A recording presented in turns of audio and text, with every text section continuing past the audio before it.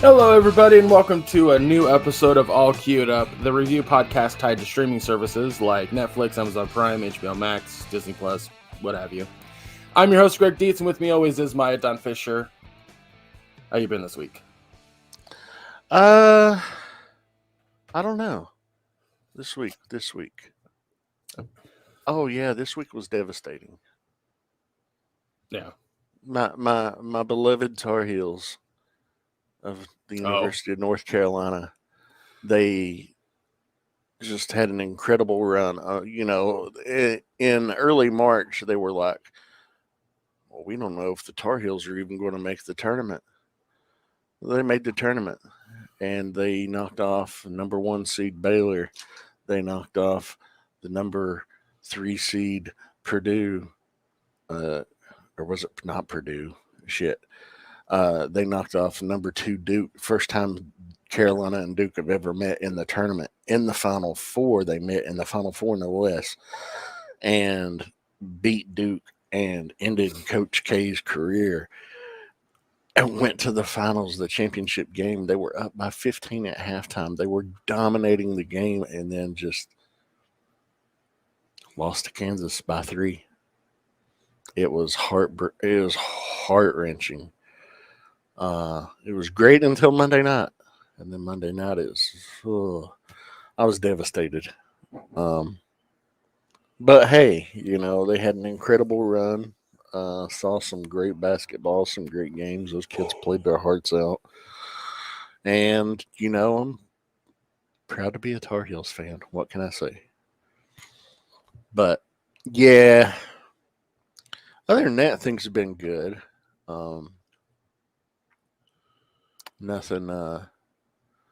Nothing too, I don't know, nothing else going on. Now basketball season is over. Well, college basketball season is anyway. I don't watch NBA because I don't care. Uh, it's there's a difference between college ball and professional ball, and it's like the college players, they play for pride, they play for what have you.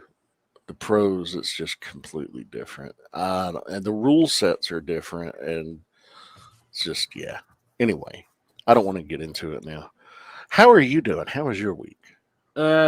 It's been better. I've been having a lot of financial issues lately. It's been rough. I've kind of told you off podcast about it, but Yeah. it's got me extremely stressed out. So there's that. But did I? No, because it happened. I think this happened Friday, so I don't think I've talked about it on the podcast. I talked about the guy at the parking spot, right, on the podcast. No, that happened this weekend. Okay, I thought it happened Friday. I wasn't sure. Or Saturday, one of the fucking two. Anyway, so for context, because I DoorDash. If you're new to the podcast, that's my main job. That's my main source of income is DoorDash. And I like doing DoorDash, but there are a few occasions where things kind of are dumb. Namely being the situation that I had where sometimes I have to go to apartment complexes because people order from apartment complexes, and I hate doing it. Mainly because I have to hunt down the apartment. I understand if you want to order DoorDash and you live in an apartment complex, that's fine. I have no issues with that. Nor should anybody else who delivers DoorDash. But have the wherewithal to understand that it is difficult finding your apartment in a complex like that. If you in the instructions say my building number is this, that helps a lot. Or kind of give small directions like when you come in through the front gate, it's to the right. That helps a ton. People don't do that. They just order. So I come to the apartment complex. Oddly enough, it was because I live in the same town that I grew up in. It's literally the same apartment complex that I spent a solid 2 years of my life in. And when I get there, I have to look at their map, try to figure out where I need to go, and find the apartment to begin with, which means sometimes walking around the entire, like, I know the building now, I know the building number. Now I have to find the apartment. This order has already pissed me off because they clearly didn't tip. It was only $3 I was getting. So in the process of trying to find the apartment, I have to park and get out of the car, but I'm not going to park in a guest spot because a guest spot is a solid like 4 to 5 times the distance that it would be if I just park in a random carport spot, right? Yeah. Now, here in California, I don't know about other places, but just about every single apartment complex I go to, the carport spots are designated per apartment, like they're reserved, if you will. Yeah, yeah. Now the complex that I live in, we don't have assigned parking numbers, and we have plenty of parking for guests and residents combined. But the same company owns multiple complexes, and when I used to live in Norton, back when Misty and I first met, I lived in the same a different complex owned by the same company, and we did have assigned parking there, Okay. which is odd that it's not assigned here, oddly enough. But I guess the main reason they do it here is there's a lot of senior citizens here, and a lot of them, a lot of disabled people. Gotcha. Yeah. Um, Gimp Central here. so I find a random spot to park. I head to the person's house or apartment. And on the app, you have the option because of COVID to say leave at door or hand to me. And I'm pretty confident that DoorDash is going to keep that for a long time. Yeah. Because there's a convenienceness to it. Like, all I have to do is drop it off at your door and then take a picture of it, send it your way.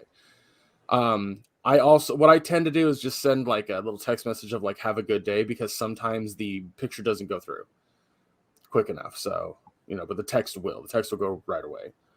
Okay. And the text will like let them know that the Greg order's froze. Did I? Oh no. There you are. That was nothing froze on my end. That was weird as hell. Everything good Yeah. now? Yeah, everything's fine now. So we had a hiccup. Anyway, technical difficulties, folks. that's what happens when you record live. Yeah. We'll just keep that in. Who cares? Anyway, I take a picture of it and I move on. But this person said hand to me, which means I have to wait at their door for them to come to it. Usually not a big deal. Usually I wear a mask, knock on the door, hand them their food, say have a great day, and walk away. No biggie. On occasion, a person will not come to their door soon enough. So what I have to do is tell the app, hey, it's they're not coming to their door. Like, I can't get a hold of the customer. It'll then have me say, hey, make sure you try to call or text them. And after 5 minutes, you're allowed to leave the order at the door and walk away. Take a picture of it and walk away. So I knock, nothing. They don't have a doorbell. It's just wires coming out of the wall. And I'm like, okay. So I knock again, nothing. And I'm just kind of, now I'm irritated because they didn't even tip. So I'm like, this isn't worth my fucking time.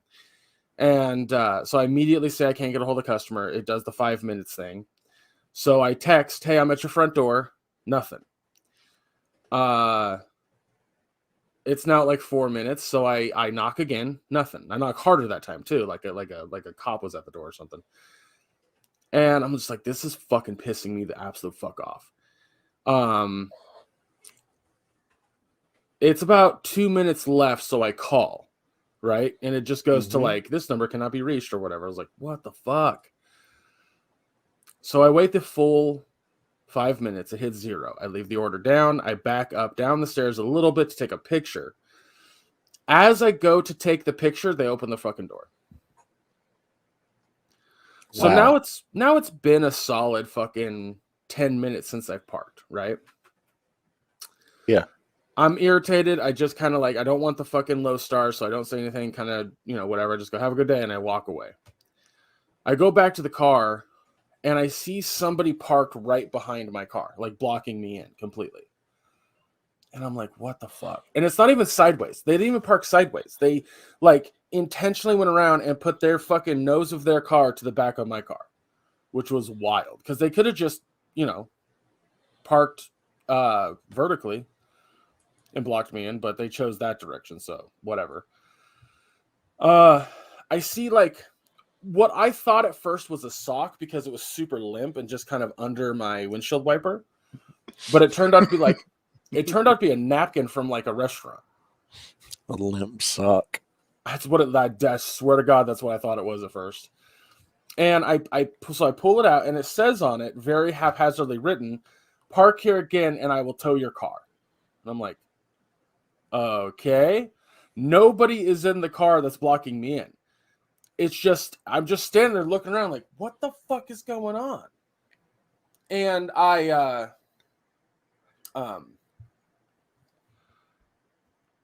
see a guy come around the corner of a building.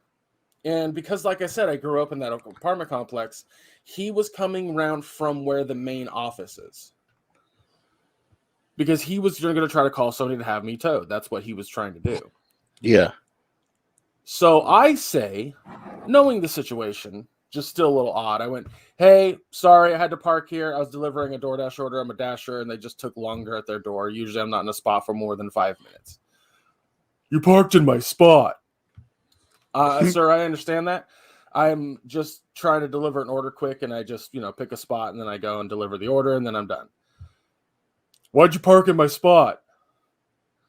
Because I'm a DoorDasher. I deliver food for a living, and I was trying to get the order quickly done, but they didn't come to the door fast enough, so I was in this parking spot a lot longer than I want to be, but I've only been in the spot for like 10 minutes.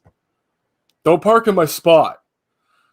"Yeah, that's understandable. I didn't want to park in your spot. I had to deliver an order. Is that hard to understand?" And he goes, "Don't park in my spot again." I went, "All right, dude, just move your fucking car. Jesus Christ, I already told you what was wrong. Just move your car so I can get out of your parking spot." Ugh. He gets in his car, and I'm just like, the fuck, man? I think every day at the end of your shift, you should go to that complex and park in his spot and wait every day for a week. Just for the fucking fun of it. Just to call him on his bullshit. I'm petty. I can be really petty. I ain't that fucking petty. Not right now, at least. Not with what I got going on. I got way more important shit than deal with a fucking moron. Here's the thing. I don't think he's smart enough to know that I was being petty. Like, I explained to this guy 3 separate times, apologized probably more than was needed, and he still didn't get it, dude. Like, was still super dense about it. So Boomer?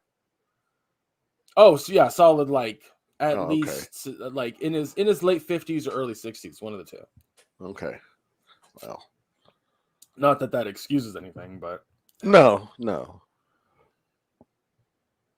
But I was like I've analyzed that situation, and I'm sitting there thinking like I didn't do a fucking thing wrong in that whole scenario, so it's just weird. But at the very least, in my opinion, you spent more time trying to explain the situation to him instead of just saying, "Can you move your car and I'll get out of your way?" After the first time, if he wasn't having it, I would have been like, "What the fuck ever." Yeah, it was way more time than was needed because, good Lord, dude. All right. Anyway, so I've been having a week, a real fucking not great week. So, but y'all tip your fucking dashers. Like, I know not all the dashers are good. Not like some dashers just don't actually give a shit about your stuff and kind of our shits or whatever. But most of us are trying to do a good job and depend on that money. So if you're sitting there thinking, I don't want to tip a dasher because I've gotten, orders that are cold or something to that effect, like, yeah, you're using a service where people are privately contracted. You're going to have some bad fucking dashers, straight up. And I apologize for that. And you might be tipping a bad dasher, but also put it from this perspective. That dasher is, even if he's doing a bad job, he's still doing a job. And also providing you a convenience. Because here's the thing. They've got a hot bag to keep your food warm and a cold bag to keep cold food cold. You don't have that shit. And they're bringing it to you. You didn't even have to fucking put on pants. Yeah. So, yeah. I don't give a shit if it's fucking not as optimal temperature or not. Tip your fucking dashers. I was a fucking pizza delivery person for 8.5 years of my life. Loved that fucking job. If I still had the ability to do so, I would probably do that because it was so much fucking fun. The job itself, I get to ride around taking pizza to people, listening to music as loud as it'll go all fucking day long. Shit. What's bad about that? I was like, that's all I'm doing when I'm dashing is either listening to music or listening to podcasts. And right now I'm making my way through Critical Role. Yeah, Critical Role Campaign 2. So, but yeah, it's just I'm stressed out, y'all. I'm stressed the fuck out. But anyway, so let's go ahead and talk about our shows that we're going to be reviewing today. We're going to talk about episode 2 of Moon Knight and episode 2 of Halo. I guess we'll start on Halo since it came out first. So yeah, episode 2 kind of picks up right where episode 1 left off. Obviously, why would you make a show that doesn't do that? And Chief and Quinn. Quan. Okay. I know it starts with a QW, but I was like, is it Quinn or Quan? Anyway. No, it starts with a K. KWAN. Yeah. So yeah, we left off with them heading out. But we technically start the show off with a younger Master Chief, or John, when he was still in the training. And there's a Spartan 2 that's escaping named Soren, 066, if I'm not mistaken. Mm-hmm. And this was the first major difference from the books to the game. The books to the show, is that Soren never did this in the original context. It works for the show 100%. But that was a pretty big departure. Okay. But Soren is escaping because Halsey is kind of a piece of shit, so there's that.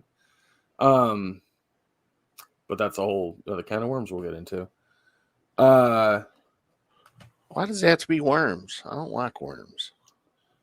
Okay, what does the can contain that could get out and then be annoying? Well, worms are gross. But annoying? Welcome to our podcast where we analyze phrases. Yeah. It's a can of lima beans. It's like a can of lima beans. Okay.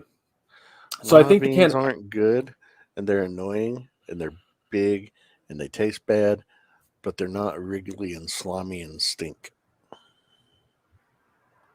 Or at least they're not alive. Anyway, fuck it. I lost it. Let's go. Moving on. So then it jumps to Chief and Quan dealing with the fact that, like, when they come out of hyperspace, they're in the middle of an asteroid field. But the reason they're in the middle of an asteroid field is because that's where Soren basically escaped to, was this somewhat hidden society away from the UNSC, because they are, rebels to the UNSC.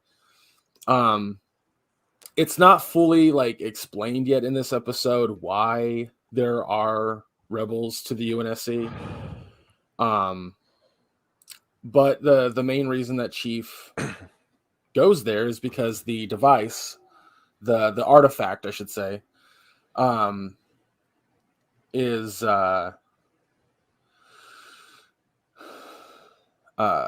it needs to be examined, and Chief was like, the only person I know that can help with that is Soren.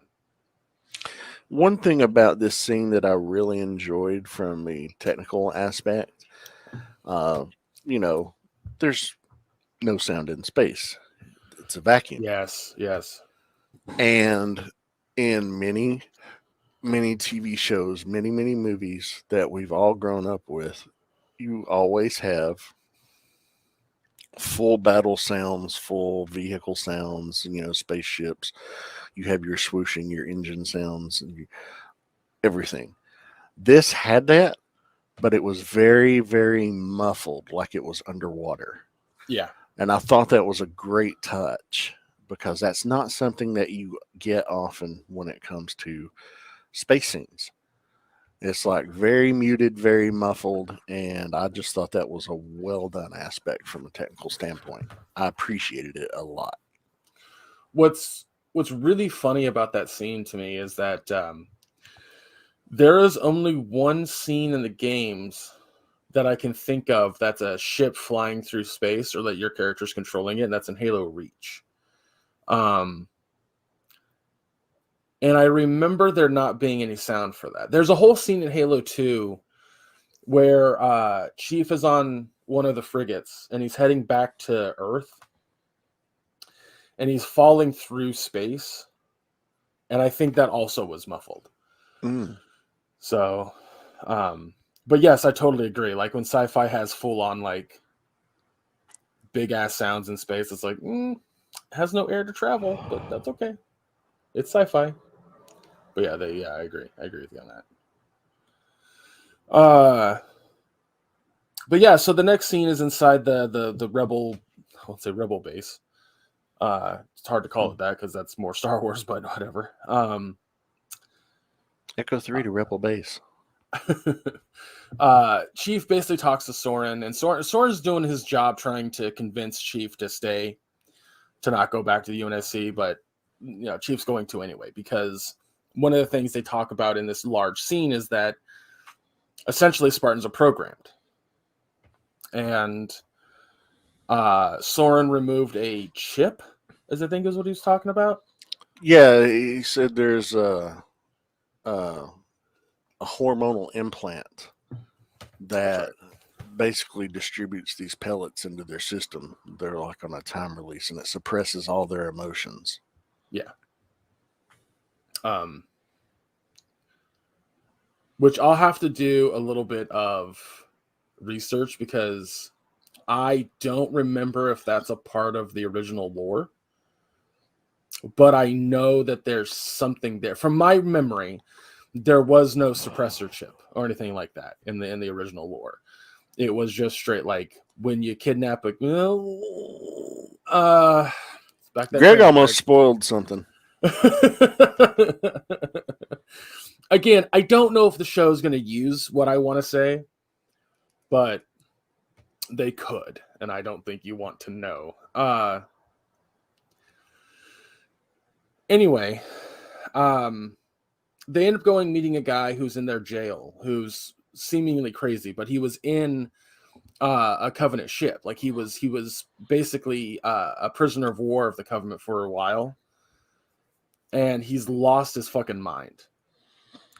But he is he's a sensitive of sorts. He can, let's see, his name's Reth. I'm looking to see if there's anything in this description. Basically though, he's the one that Soren wants John to take the artifact to see if he can make heads or tails of it. Yeah. And the guy basically explains to like Chief and Soren that only special people can activate the artifact. Yeah. Again, and I don't want to spoil anything because whatever, but I immediately knew what the fuck he was talking about. Immediately knew. That is direct lore, like pulled from the fucking games themselves. Not this scene, but what Reth is talking about, or Wrath, or what the fuck his name was. Reth, yeah. It doesn't matter. He's not going to be his character isn't coming back. But yeah, he the other thing that was crazy was when Chief touched it and activated it, it like sent out this shockwave that like made everybody fucking buckle because the pain either in their ears or their head or whatever.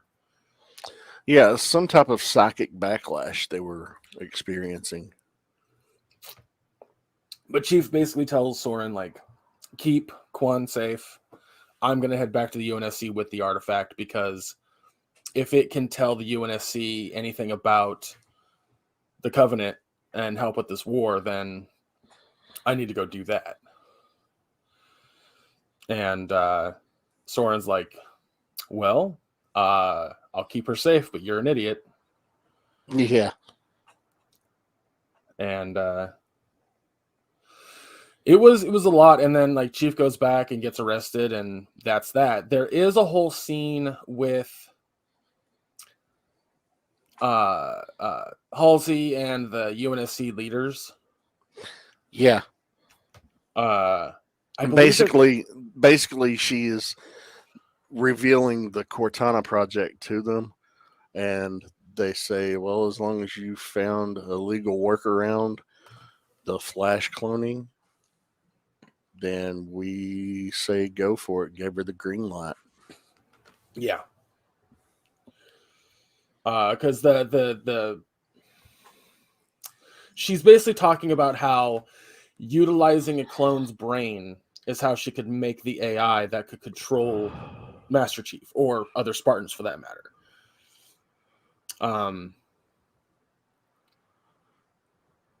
Yeah, she's given the green light for that. And then there's a scene where she's talking to Chief in the jail cell. And it's very, very vague and very quick and kind of like cryptic, if you will. But and then the last shot is her opening the pod with the clone in it, saying we're going to do great things or something like that. Now we do also see the young the prophets on High Charity. Their ward. Oh yes, we do. What's her name? How do you say it? Maki or Maki or Maki? I think it's Maki, but I'm gonna double check. It's spelled Makee.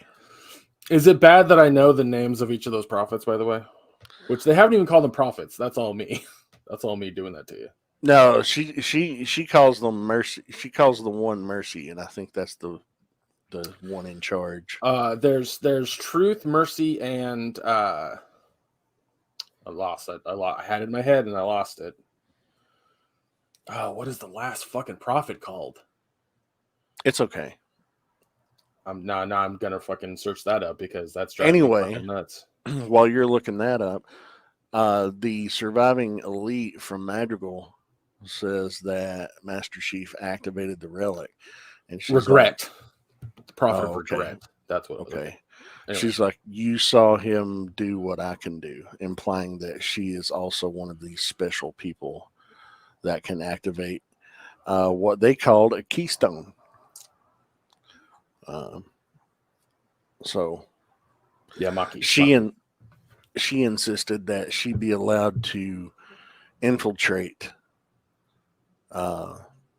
She's like, I can recover it. I can move around among the humans. You can't. I can, because she's a human. She's human. So presumably. Yeah, presumably. Again, she looks it anyway. she's spanking new to me. Like I have that she's not in the fucking original lore. She's brand new. So Oh, I have that's no cool. fucking clue what, who, or like her. I have nothing on her. I have theories, and they're based on the lore knowledge that I have. But if I tell you my theory, it might spoil the show. So I'm gonna leave it to myself. That's fine. Well, I mean, there was some cool visual aspects in this one. Some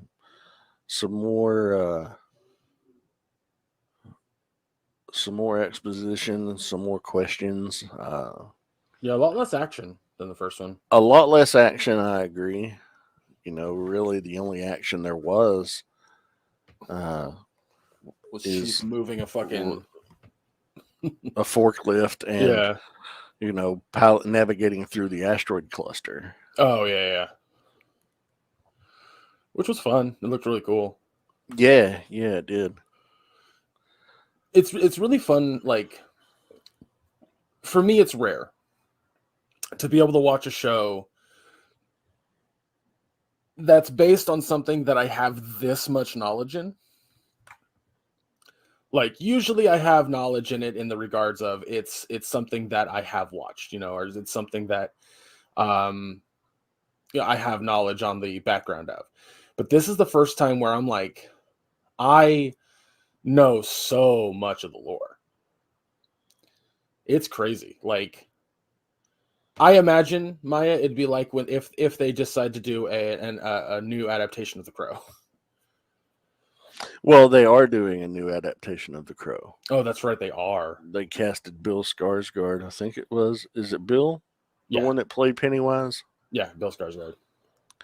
And that's all well and good, but I've been saying for 3 or 4 years now, I want a gender bent version of The Crow, and I want to see Ruby Rose play The Crow. That'd be awesome. Let's be honest. All of that stuff is A, rumor, and B, he's the only thing we know for sure is he's been cast in the show. Because I think he'd make a better villain than he would The Crow. Oh, I agree. But regardless, it's crazy to watch this show, watch Halo, and just be like, I'm pretty sure that they're doing this and that they're doing that, and this character's doing this, and it's fucking wild because I don't get to do that very often. I don't get to make that a thing. I get to just watch something with some knowledge, and it's fun. It's so much fun. It does suck a little bit because I want you to be surprised by anything that they're going to try to do. So I can't tell you my theories, but like last night, for example, before we did game night, I was talking to our friend Mark about stuff with Halo and my theories, and since I have all this knowledge and he's played all the games and he knows quite a bit, not as much as I do, but he knows a lot. I proceeded to tell him something that you don't know. Mm-hmm. You joined the party and I went, what? Like immediately. He just goes, oh, no spoilers. And I went, yeah, we're done talking about that. So, yeah, this episode was solid. I would say it's not as good as the first one, but also the first one had like more action. Like it had a little bit more nostalgia than the second episode for me. So I'm just gonna give it an A because it's not bad by any stretch of the imagination. Yeah. I'm also gonna give it an A. It was solid, but it was good for different reasons than the first one. The first episode, did have the action. It had the gore. It had the violence. It had introductions. This one, is continuing introductions, but now you're getting more exposition. You're getting a little bit more to the overarching plot of where it's going. So it's a solid watch, in my opinion. And I know there are people out there who were just like, this show's awful. Who are you? Anybody that you like, your friends and stuff or something? Some of my friends are like, this show is awful. This is what happens when you have writers that don't know the source material. That's what they're saying. And I'm like, okay. Disagree. Good Lord. I'm going to tell anybody listening to this podcast that claims to know the source material, if all you know is the games, you know approximately 20% of the source material. This show takes place before even the fucking earliest in lore video game. So, without giving away too much or talking about too much of the spoilers, there's a big event that happens in the Halo lore that triggers the Covenant Halo, or the Covenant UNSC war, right? The Covenant human, I should say, because it's not just UNSC at that point, and it's the planet Harvest. And this show takes place probably a month, 2 months after Harvest, and approximately a month or 2 months before Reach. And that's even if they're utilizing Harvest and Reach. So this is not the first game. This takes place way the fuck before that. And a lot of this show is going to utilize lore from the fucking novels. It already has a ton of lore from the novels. But it's borrowing lore from the novels. So before you say, oh, they don't know the source material, you don't know the source material. I'm going to call y'all out. You don't know the source material. You think you do, you fucking don't. You absolutely, like, I've heard so many people say this. I've heard so many people go, well, it's not like the games or something. It's not going to be like the games. First off, it's an adaptation, so they can do whatever the fuck they want with it. Secondly, if you knew the story like I do, you wouldn't be saying the dumb shit you are. Plus, too, you know, we've talked about in the past on this podcast how literal adaptations are bad. Look at Zack Snyder's Watchmen. Hello. That's our prime example we always go back to. I also don't want to see the same story in a different medium. If I want to play fucking Halo, I have the Master Chief Collection on my Xbox. I don't have to fucking watch the exact same thing that I've played multiple times. Exactly. Enjoy it for what it is. Give it a fair shake. You're straight up weird if you do want to see the exact same thing. It's entertaining. I'm enjoying it. I'm glad you are. Yeah. But what grade did you say you give this episode? I'll give it an A. Okay. Absolutely. Well, good shit. Yeah, I'm real happy that you guys are enjoying it, because now I get to share Halo with a friend who hasn't played the games. And I think that's the important part of these adaptations, by the way, is getting to that. Like, I can't wait for fucking. I have a really strong feeling that the Last of Us TV show is going to be good, but it's going to be the same shit. It's going to be a lot of people just being like, dude, no, the source material. Ugh, drives me nuts. Anyway. So the next thing we're going to talk about, the last thing we're going to talk about, is episode 2 of Moon Knight. Yeah, I mean, again, this one picks up right after the first one left off, and to an extent, Steven wakes up in his bed, but he's kind of dreaming of what happened the night before, because he darts out of his bed and fucking, gets pulled back by the tether. Yeah, the tether on his leg. He goes back to the museum, talks to the security guard. They watch the footage, and in the footage, you can't see the jackal that was chasing him. And obviously, there's no cameras in a bathroom, because that's mostly illegal, also morally wrong, but whatever. So it just looks like Steven is fucking out of his mind, is what it looks like. He loses his job because of the bathroom destruction from the first episode, and he goes out and he talks to the guy who the street performer that tries to be a golden statue. Yeah, and I don't remember if there's something that happens in between him running into a woman who like picks him up essentially. Well, that he's like, my only clue to proving that I'm not mad is this key to a storage locker. I need to find that.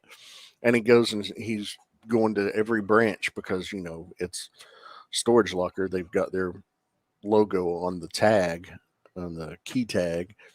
And eventually he goes in. He's like, look, this is the 5th branch I've been to. Is there a storage locker here under Stephen Grant or Mark, no surname, just Mark. Guy's like, oh, I never forget a face. You're number 43. And he takes him to the storage locker. And it's basically set up like a survival bunker. There's weapons, there's a duffel bag, there's a cot for sleeping, there's changes of clothes, there's some food in there, but he looks in the bag and he finds a gun and he finds that golden scarab. Yeah. And then he has a conversation with Mark, who presents himself through the reflections, because it's kind of a stainless steel, highly glossed, almost mirrored finish, and they're having a conversation. Yeah. And he's like, "You're Mark Spector," because he finds his passport. He's like, "What are you doing in my head?" And he's like, the conversation they have, he's basically saying, just let me take over, let me do this. Once I'm done with this, you'll never hear from me again. He's like, no, I'm never letting you take control ever again. And he says, look, I'm the avatar of Khonshu. He's like, Khonshu, the Egyptian god of the moon. And he's like, yeah. So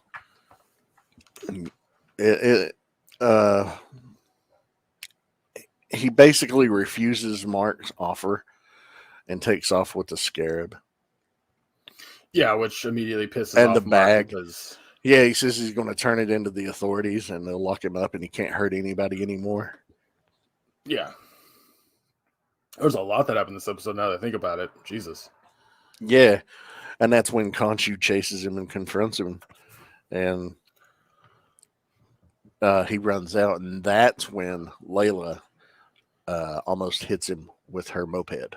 That's right, yeah. And when they're driving back to Steven's apartment, that's going to take me getting used to because I think I've said this on the podcast before. I don't know much about Moon Knight at all because never read Moon Knight, but he definitely teamed up with characters that I did read. And whenever that was the case, they called him Mark. I've always known him as Mark Spector, the Moon Knight. Recently, like I'm talking about like when they announced his show that he has DID, I was like, oh shit. So this Steven character, like I know a little bit more about him now because of the people that I follow who talk about comics and have read. Mm-hmm. There's a guy following TikTok whose favorite character is Moon Knight, and he's read a ton of Moon Knight. So, like listening to him talk about the character himself and all, like I'm like, this is great. This is knowledge I needed. But yeah, Layla says that she's his wife, Mark's wife. To which this surprises Steven. They go back to the apartment, and upon being in the apartment, they talk about, like, she reveals that they went on adventures and that they're getting a divorce and all this kind of shit about specifically about Mark. And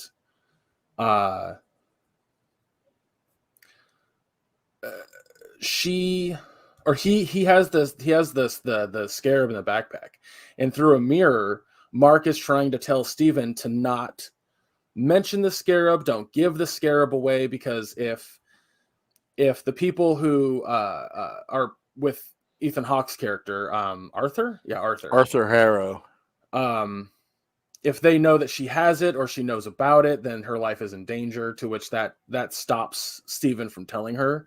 But she just muscles her way because, she's assertive and dominant, where Steven is not. Steven is meek and shy and all that kind of shit. And but she goes to the bag and gets it out anyway. She straight up knows about it. And Mark doesn't even say anything through the mirror. He's just watching angrily. Then there's a knock on the door, and it's a couple of police and detectives trying to they want to interview Steven about what happened the night before, since the bathroom was fucking annihilated. And it's implied he assumes that. Yeah, and he's not being, he's being suspicious as fuck, because they come inside and they're looking at all his stuff. They find the passport for Mark, and they go to take him in, and as driving to the location, that's when Steven recognizes the the tattoo on their arm that shows that they're with Harrow. And so because of all this, the Steven has a great conversation with Harrow, like legitimately a good villain type of conversation. You know what I mean? Oh yeah, I enjoyed that a lot. Yeah, same here. But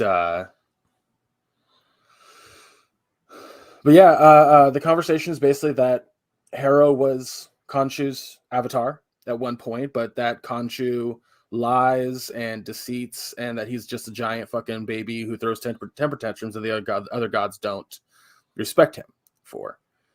And in a way, it's revealed that Harrow is kind of correct in that. However, Harrow and the sun god that he follows, Amit, they are. He wants to use the scarab. It acts as a compass, a wayfinder to her tomb. He wants to resurrect her so she can purge humanity of any potential all evils. Yeah, like they want to straight up Minority Report people versus, waiting for them to commit the crime, which is what Mark and Steven, or that Khonshu's doing. Khonshu essentially gives. That's the assumed the presumption there is that is what Moon Knight wants. Mm-hmm. Like he's waiting for that. Like, but yeah, Amit just like. I love that. I love that conversation because Harrow's like, the problem with Khonshu is when you get justice, people have already been hurt. And to which Steven comes back with, he said, yeah, but what if a kid's not going to do something for 30 years? You're going to kill a kid for something that they may or may not do 30 years from now? Yeah, exactly. It was that moral compass piece that I thought was so important to keep in mind. Mm-hmm. But yeah, obviously Harrow wants to know where the scarab is. They kind of explain that the scarab is essentially a compass to a tomb or something like that. That's what I just said. Oh, sorry. It's like a wayfinder to Amit's tomb. Okay, I didn't catch that it was Amit's tomb. I thought it was just a tomb that has something important in it. So that's what I thought that was. Anyway, yeah, because Layla shows up with it. And yeah, he's like, where is it? I don't have it. And she's like, I have it. And then a fight breaks out, and then you see Harrow summon a jackal. Because he holds his cane up. He said, do you know what this is? He said, this is a sliver. This is a gift from Amit, and it's a sliver of her power. Yeah. And he summons a jackal, to which... Jackal. It's a jackal. To which Layla can't see it. Which was a big revelation to us. Yeah, nobody else can see it. It's just the only people that can see it apparently are Harrow and Steven. Yeah. And by proxy, Mark. And he gets, she keeps saying you need to summon the suit. He's like, I don't know how to do that.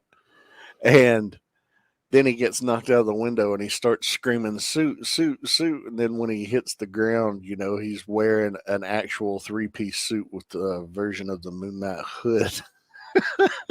So what's really interesting, and this is what I found out through that guy's TikTok and other sources, that version of Moon Knight is called Mr. Knight.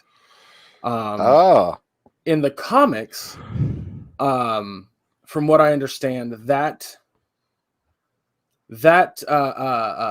Moon or Mr. Knight character is not as much of a crime fighter as Moon Knight is. And that Mr. Knight will work with the cops and that he's just a concerned citizen. However, I think they're utilizing it differently here, and that it's just Steven's avatar form. Yeah. Because he like bends the fucking shit out of a bumper. Yeah. he realized, oh wow, I'm strong, and he actually stands up to the jackal and punches the shit out of it, and then proceeds to get his ass handed to him again. Yeah. To where he concedes to Mark. He's like, okay, you can take over just this once, but I'm taking back over after you're done. And we see Mark take over, and we see him become Moon Knight in the ceremonial armor of Khonshu, as it's called, and proceed to do some great Moon Knight shit, jumping and scaling buildings and climbing up and jumping across rooftops and shit, leading the jackal on a chase away from people, to where he jumps off of a ledge and the jackal's following him, to where he grabs the jackal and proceeds to use this momentum to impale it on a spire, and kills it. And then he relinquishes the Moon Knight power and realizes that Stephen is now aware of what's going on and can talk to him through the reflections. He's like, what's going on here? You're not supposed to have this. You shouldn't be able to do this. Something's changed. So now it's like they can both talk to each other, which is going to lead to an interesting dynamic. Yeah, the part that stand out to me about that scene was when they're arguing about who gets control of the body, essentially, and Mark starts going, shut up, as he's like kicking the glass. Shit out of the fucking mirror. Because that showed to me something important about Mark's character. He is irrational. He can't. He came off as calm and cool and collected until that moment. Mm-hmm. But he's not as calm and cool and collected as we might have thought. So that to me, I was like, that's going to be an important aspect. Like, you got to keep that in mind as going forward. But it also put Khonshu on this, like, you're watching that scene. Harrow's right about Khonshu. At least that's how it's coming across now. Yeah, because he's like, look, I don't need you. I'll just use her. He's like, no, I'll honor our deal. Where do we got to go next? And the show ends with he wakes up and he's in Egypt. He's overlooking the pyramids of Giza from a hotel room. Yeah. Oh. Yeah, and that's, I don't know where we go from here. I genuinely don't. It's wild. It did a lot more, Steven, than I thought this episode was going to. Like, I think we talked about that last week, where were we going to get to see Moon Knight be a badass, but he apparently just, as soon as he left the bathroom, he just put the suit away and then walked out. Also, I don't know if you caught this, but in the scene when he is in the Mr. Knight persona and he's fighting the jackal and he gets slammed up against that double-decker bus. Yeah. There's a banner on the bus that says the GRC, the Global Repatriation Council. Oh, nice. That was introduced in Falcon and Winter Soldier. Yeah. So this occurs after the snap. So yeah, I think Marvel technically taking place after Hawkeye. Yeah, this is unless it's explicitly said to us, always assume it's the next one in line, essentially, timeline wise, or their present day, because I think their present day is a solid 5 years ahead of our personal present day. 2 years, technically. 2 years. 2 years. Yeah, because you're right. The snap occurred in 2017, and 5 years later, in 2022, everybody came back. Yeah, because Spider-Man Far From Home takes place in 2023. That's right. And No Way Home took place in 2024. Yeah. And so did Hawkeye. So this is happening roughly at the same time that No Way Home and Hawkeye is taking place. Or just after. Because it doesn't appear to be Christmas time in London. Right. But this show is mostly like fucking divorced from everything else Marvel. Like it's its own so far. Thing. So far, I mean, with other than the GRC tie-in, it's pretty much divorced. But that does establish it in universe. Yeah, it's cool regardless. Like it's neat. So it makes me wonder though, because the next episodes come out April 13th, the 20th, the 27th, and May 4th. Wonder if we'll see Moon Knight and Doctor Strange in the Multiverse of Madness. That's a bit, yeah, maybe. I think it's wild that fucking, like, no joke, like after the show ends, literally the Wednesday that it premieres, Thursday/Friday, Doctor Strange Multiverse of Madness comes out. Yeah. And then we have nothing for a whole month. And then we get Miss Marvel on June 8th. June 8th?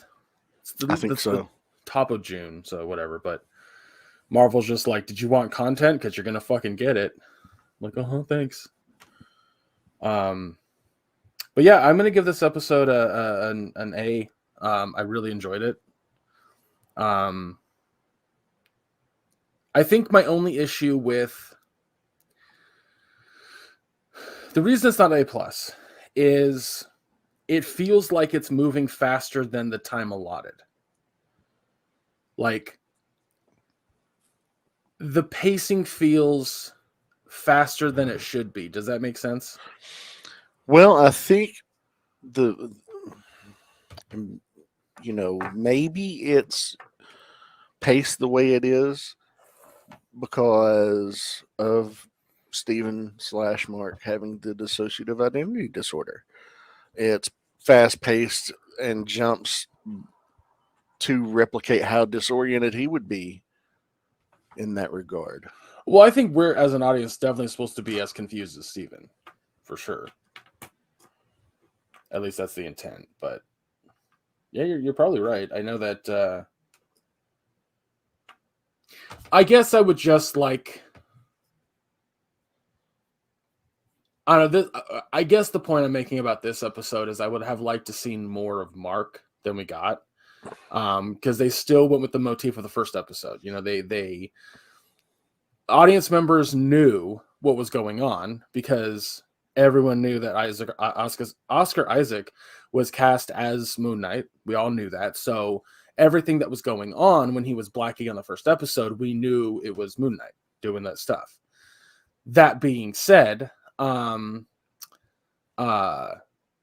episode 2 to kind of continue it, it felt, I want to say wrong, but I don't know. It bridged all the gaps. Like everything made sense and fit into place. I think in episode 3, we'll see a lot more of Mark with Steven in the background. Absolutely. So we'll get what you felt this one was lacking a little of. Yeah. I mean, it's not bad by any stretch of the imagination. Like an A, no, bad, but yeah, I also give it an A. I thought it was just fascinating and really well done. I'm enjoying it a lot. The visuals are good. Ethan Hawke, I love his character. Character. He's doing killer. Yeah, it's fun. It's definitely fun. I want to know more about like Amet in general, like the Egyptian pantheos of gods is not something I'm super familiar with when it comes to Marvel. Yeah. I know that like just about every pantheos exists within the Marvel, comic book universe. Like Pantheon. What I say? Pantheos.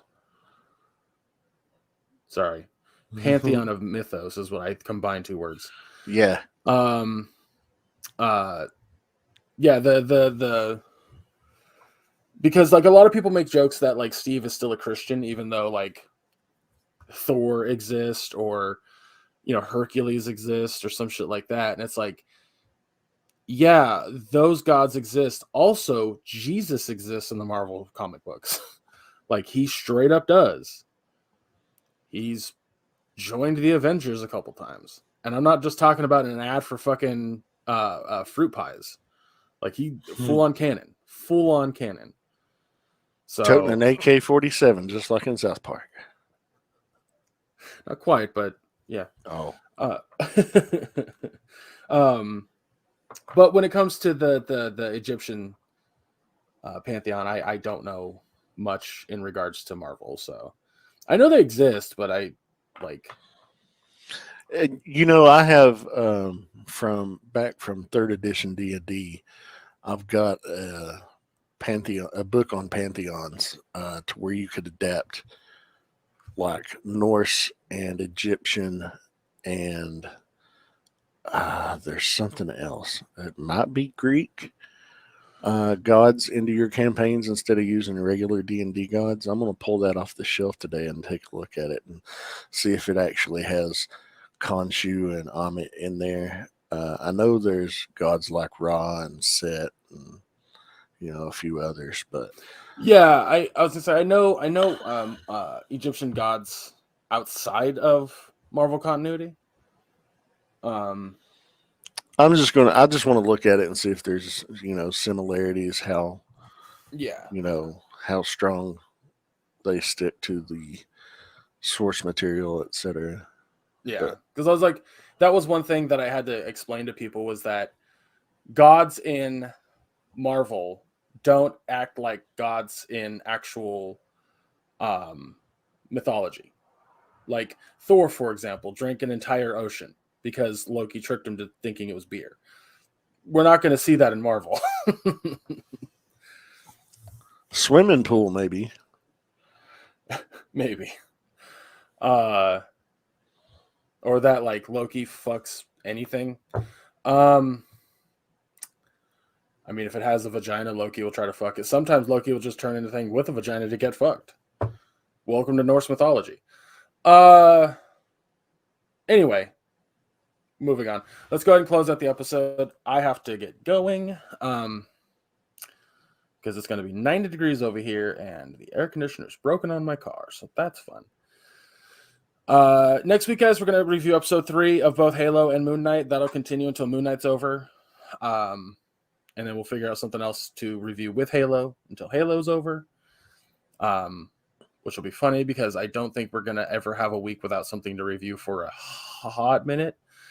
That being said, since May is coming up, I do want to resurrect the summer movie wager. Absolutely. Yeah, it's like people are going back to the theater, things are opening up, so movies will be making money. And I think that because of the pandemic and because theaters were closed, I have a new attack strategy to picking my top 10. So okay, I'm gonna figure that out. I'm gonna get that ready. We're gonna try to do that by the end of April. Get that going. And if you want to be involved, let us know. We'd love to have more people on board to read list off. one of the things that we did in the past, best listener score won a T-shirt from the Teespring store. That's right. So let's resurrect that. Let's do that.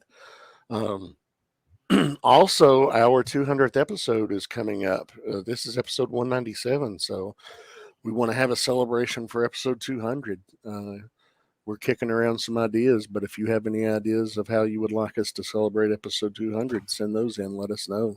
Yeah. Contact us via the links below on social media or send us an email, allqueueduppodcast@gmail.com. Or contact us at any of the links below. Yeah, there you go. Also, if you're not willing to participate and you just want a shirt anyway, check out the Teespring store. You can get you can also get a pint glass, a couple stickers. I think there's a coffee mug.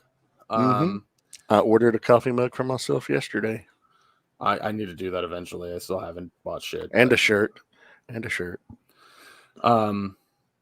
One thing about the shirts that I will say that the reason I can't buy one is that I have to buy 5XLT versus just 5XL.